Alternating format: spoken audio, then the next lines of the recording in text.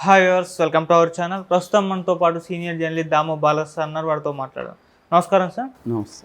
Sir, Kodali నానికి shock తగిలినట్టు తెలుస్తుంది sir. So ఆయన గుడివాడలో ఆయనకు సీట్ ఇవ్వలేదు, హనుమంతరావు అనే వేరే వ్యక్తికి సీట్ ఇచ్చినట్టు తెలుస్తుంది. సో అందుకు సంబంధించి ఫ్లెక్సీలు కూడా చాలా ఏర్పాటు చేశారు హనుమంతరావు గారికి ఇచ్చినట్టు. మరి నిజంగా కొడాలి నానికి సీట్ ఇవ్వలేదా? అసలే ఆయన టీడీపీ మీద చాలా విమర్శలు చేశారు. మరి ఇప్పుడు రేపు టీడీపీ ఒకవేళ అధికారంలోకి వస్తే కొడాలి నాని పరిస్థితి ఏంటి సార్? కొడాలి నాని, గన్నవరం వంశీ, వల్లభనేని వంశీ, గుడివాడ, గన్నవరం ఈ రెండు తెలుగుదేశంకి టార్గెట్లు. ఎందుకంటే ఈ రెండిట్లో కూడా ఇటు వంశీని కానీ ఇటు నానిని కానీ ఈసారి గెలవనీయకుండా చూసుకోవాలని ఇద్దరు కూడా గట్టిగా రెండు చోట్ల కూడా గట్టిగా తెలుగుదేశం ట్రై చేస్తుంది.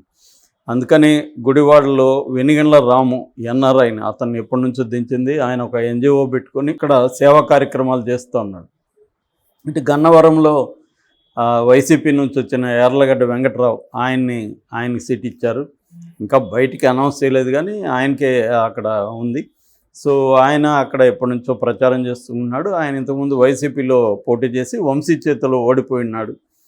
సో వంశీ ఇటు నాని, కొడాలి నాని ఇద్దరు కూడా తెలుగుదేశం నుంచి గెలిచి తెలుగుదేశానికి వ్యతిరేకంగా మారిపోయి వాళ్ళిద్దరూ విపరీతంగా ఇబ్బంది పెట్టే వాళ్ళల్లో వీళ్ళిద్దరూ నెంబర్ 1 అని చెప్పుకోవచ్చు. ముఖ్యంగా కొడాలి నాని తిట్టినట్టుగా చంద్రబాబుని కానీ, లోకేష్ని కానీ, బాలకృష్ణని కానీ, ఇంకా తెలుగుదేశం నాయకులు ఎవరినైనా కానీ ఆయన తిట్టినట్టుగా ఇంకెవరు ఈ ప్రపంచంలో వాళ్ళని తిట్టుండ్రు. అతను చాలా నీచంగా తిడతాడు, చాలా ర్యాష్గా ఇదిగా ఉంటుంది.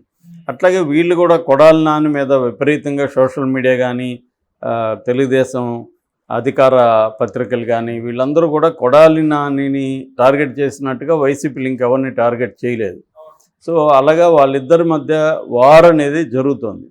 సో ఈ కాంటెక్స్ట్లో కొడాలి నానికి టికెట్ ఇస్తారా లేదా, అతనికి ఇవ్వరు అనేది తెలుగుదేశం మీడియా ఎప్పటి నుంచో ప్రచారం చేస్తుంది. అయితే నిన్న ఒక పరిణామం అనుకోకుండా జరిగింది ఏంటంటే, అక్కడ గుడివాడ నియోజకవర్గంలో సడన్గా ఫ్లెక్సీలు వెలిచాయి. ఆ ఫ్లెక్సీలు ఏంటంటే, గుడివాడ రాజు, రాజకీయాలకి రారాజు, మండల హనుమంతరావుకి ఇక్కడ ఎమ్మెల్యే అభ్యర్థిగా ప్రకటించనున్నారు, ఆయనకు మా హార్దిక శుభాకాంక్షలు అని వైసీపీ శ్రేణులు అని చెప్తూ ఫ్లెక్సీలో మొత్తం అన్ని మెయిన్ సెంటర్స్లో అంతా పెద్ద పెద్ద ఫ్లెక్సీలు పెట్టారు. ఇది ఎవరు పెట్టుంటారు? వైసీపీ వాళ్ళే కదా పెట్టాలి. ఎందుకంటే హనుమంతరావు కేడర్ పెట్టకపోతే ఆయన ఖండించాలి, దాన్ని తీసేయమని చెప్పాలి. తెలుగుదేశం వాళ్ళు అయితే పెట్టరు కదా, క్లియర్గా వాళ్ళే పెట్టి ఉండాలి. సో వాళ్ళు పెట్టినప్పుడు మరి వైసీపీలో ఏం జరుగుతుంది అంటే, గత కొంతకాలంగా కొడాలి నాని పదే పదే తాడేపల్లికి వెళ్ళి సీఎంఓ ఆఫీసులో మాట్లాడి వస్తున్నాడు. అంటే ఇతనికి సీటు గుడివాడది ఉందా లేదా, సర్వేలో ఏం తెలిసింది, ఇంతవరకు ఎందుకు ప్రకటించలేదు, ఈ డౌట్లన్నీ ఉన్నాయన్నమాట. అంటే ఏదో జరుగుతుంది, కొడాలి నాని బదులు హనుమంతరావుకి ఇవ్వాలని జగన్ ఏమని అనుకున్నాడా అన్న ఒక సందేహాలు వస్తున్నాయి. హనుమంతరావు వచ్చి అక్కడ గుడివాడకి ఉపాధ్యక్షుడిగా ఉంటున్నాడు ఈ వైసీపీకి. సో అందుకని ఈయన ఏమన్నా పెడతారా అనేది ఒక డౌట్ అయితే వచ్చింది. దానికి కొడాలి నానేమో ఇక్కడ ఎవరు అభ్యర్థిగా ఉండాలనేది జగన్ నిర్ణయిస్తాడు, దాన్ని బట్టే ఉంటుంది అనేది ఆయన చెప్తున్నాడు. వైసీపీ నాయకులు కూడా ఖండించారు, ఆయనకేమీ అనౌన్స్ చేయలేదని చెప్పి.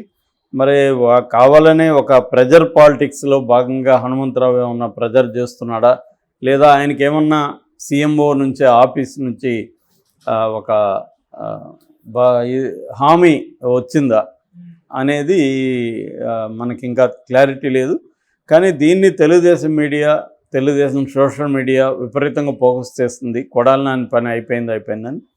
అయితే మనకున్న సమాచారం ప్రకారం కొడాలి నానికే ఇచ్చే అవకాశం ఉంది. ఒకవేళ ఇవ్వకపోతే వేరే చోట అకామిడేట్ చేస్తారు, కానీ కొడాలి నానికి అసలు సీటే ఇవ్వకుండా ఉండే ప్రసక్తి అయితే లేదు. కొడాలి నానికి కానీ వంశీకి కానీ ఎక్కడో చోట అయితే ఖచ్చితంగా సీటు ఇస్తారు. బట్ ఇదే నియోజకవర్గంలో ఇస్తారా లేదనేది చూడాలి. ఎందుకంటే గుడివాడలో వెనుగండ్ల రాము కూడా స్ట్రాంగ్గా ఉన్నాడు. కొడాలి నానికి కూడా అక్కడ మంచి బలమే ఉంది, కానీ ఆ, వ్యతిరేక వర్గాలు కూడా ఉన్నాయి. వైసీపీలోనే వ్యతిరేక వర్గం కొడాలి నానికి ఉంది.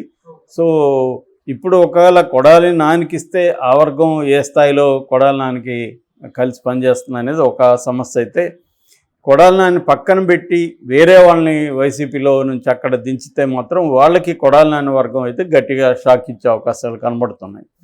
అందుకని జగన్ కొద్దిగా ఆలోచించి చేయబోతున్నట్టుగా కనబడుతుంది. సర్వేలు రీసర్వేలు చేసి కొడాలి నానికి అక్కడ ఖచ్చితంగా గెలుస్తాడనుకుంటే అక్కడ ఇస్తాడు, లేదంటే వేరే నియోజకవర్గానికి పంపించే అవకాశం అయితే ఉంది.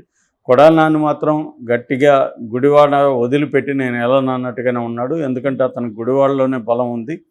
ఈవెన్ పవన్ కళ్యాణ్ని ఛాలెంజ్ చేశాడు, చంద్రబాబుని ఛాలెంజ్ చేశాడు, ఇటు లోకేష్ని కూడా ఛాలెంజ్ చేశాడు. మీకు దమ్ముంటే ఇక్కడ వచ్చి నా మీద నిలబడి పోటీ చేయండి. గుడివాడలో ఫస్ట్ చంద్రబాబు కూడా తారక రత్నాన్ని గుడివాడలో నిలబెడదాం అనుకున్నాడు. ఎందుకంటే అక్కడ గుడివాడ కానీ గన్నవరం కానీ స్ట్రాంగ్ తెలుగుదేశం బెల్ట్లు అవి. సో అందుకని ఎన్టీఆర్ ఫ్యామిలీ నుంచి అక్కడ పెట్టగలిగితే మనకు గెలుపు ఈజీగా ఉంటుంది అనుకున్నారు. కానీ ఆయన చనిపోవడం, దాని తర్వాత వాళ్ళ భార్య తారక రత్నం భార్య అలేఖ్యారెడ్డిని కూడా దించాలని కూడా అనుకున్నట్టుగా వార్తలు వచ్చాయి. అయితే ఆమె రెడీగా లేదు ఇప్పుడే, ఎందుకంటే 1 year కూడా కాలేదు. అతను మొన్న February 18th 1 year అయింది చనిపోయి. సో ఈ కాంటెక్స్లో ఇప్పుడు నేను ఎలక్షన్లోకి రాలేను, నాకు అటువంటి మానసిక పరిస్థితి లేదు అని ఆమె చెప్పేసినట్టుగా అర్థమవుతుంది. అయితే అభిమానులు మాత్రం తారక రత్న చివరి కోరిక ఎమ్మెల్యే కావాలి కాబట్టి ఆ చివరి కోరికను అలేఖ్యారెడ్డి నెరవేర్చాలి అనే డిమాండ్స్ ఉన్నప్పటికీ కూడా ఆమె ప్రిపేర్గా లేదు, ఆమె అగ్రెసివ్గా లేనప్పుడు గెలుపు కూడా కష్టమవుతుంది అని చంద్రబాబు ఆలోచించి ఆమెను పక్కన పెట్టాడు. రెండోది వెలిగండ్ల రామ ఏంటంటే డబ్బులు పెట్టుకోవాలి. ఇవాళ చంద్రబాబు ఏం ఆలోచిస్తున్నాడంటే డబ్బులు పెట్టుకొని ధీటుగా జగన్కి ధీటుగా డబ్బులు ఖర్చు పెట్టగలిగిన క్యాండిడేట్ని కూడా ఆయన సెలెక్ట్ చేస్తున్నాడు చాలా చోట్ల. ఎందుకంటే జగన్ ఈసారి కంప్లీట్గా డబ్బులు విపరీతంగా కుమ్మరించబోతున్నాడని చెప్తున్నారు. అది ఏంటంటే డబ్బులు ఇవ్వని క్యాండిడేట్ల కంటే చంద్రబాబే పెట్టాల్సి ఉంటుంది, పార్టీ నుంచే ఫండ్ ఇవ్వాల్సి వస్తుంది. అట్లా కాకుండా ఎన్ఆర్ఐల్ని బలంగా కానీ దించితే వాళ్ళ దగ్గర డబ్బులు ఉంటుంది కాబట్టి వాళ్ళు ఖర్చు బాగా పెట్టగలరు అన్న ఒక స్ట్రాటజీ కూడా చంద్రబాబు ప్లాన్ చేస్తున్నాడు. జగనేమో కాపు కమ్మ ఈ కాంబినేషన్ ఎదుర్కోవడానికి బీసీ కార్డుని బయటకు తీస్తున్నాడు. ఇప్పటివరకు ఒక యాదవ కమ్యూనిటీకే 11 నుంచి 12, 17 వరకు ఇస్తున్నాడని చెప్తున్నారు.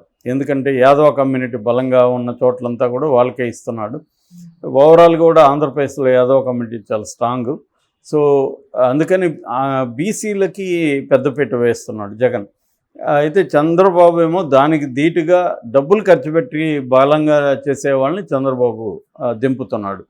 సో ఈ కాంటెక్స్ట్లో గుడివాడలో అందుకనే వెనుగండ్ల రాముని కి ఇవ్వబోతున్నారని చెప్తున్నారు.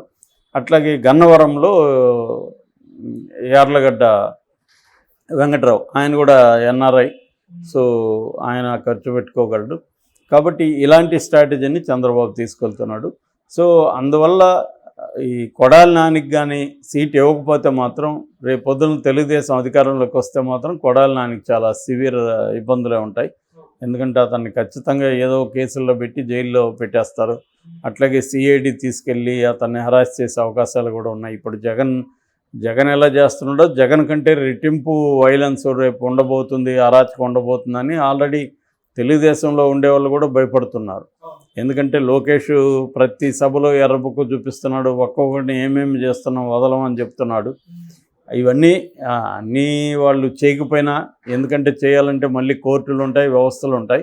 కానీ ఖచ్చితంగా అయితే ప్రతీకార రాజకీయాలు అయితే విపరీతంగా వస్తాయి. దానికి రిటాలియేషన్గా వైసీపీ కూడా రంగంలోకి దిగుతుంది. కాబట్టి ఒక భయంకరమైన వాతావరణం అయితే రేపు నెలకొనబోతుంది. ఎందుకంటే కంప్లీట్గా నాకు వదిలేయండి ఇవన్నీ అనే పద్ధతిలో లోకేష్ దూసుకెళ్తున్నాడు. మీరు పరిపాలన చూసుకోండి, ప్రత్యర్థులు నాకు వదిలేయండి అన్నట్టుగా. సో అట్లాగే ఎవరైతే తెలుగుదేశంలో నుంచి వైసీపీ మీద తీవ్రమైన కోపంతో ఉన్నారో వాళ్ళకి పదవులు కూడా ఇచ్చే అవకాశం ఉంది. లోకేష్ ఆల్రెడీ చెప్పారు, మీకు ఎన్ని కేసులు పెట్టుకుంటే అంత పెద్ద పదవి ఇస్తానని కూడా అనౌన్స్ చేశాడు. సో ఆ రకంగా నానికి మాత్రం చాలా ఇబ్బంది ఉండే అవకాశం ఉంది సీటీకి పోతే.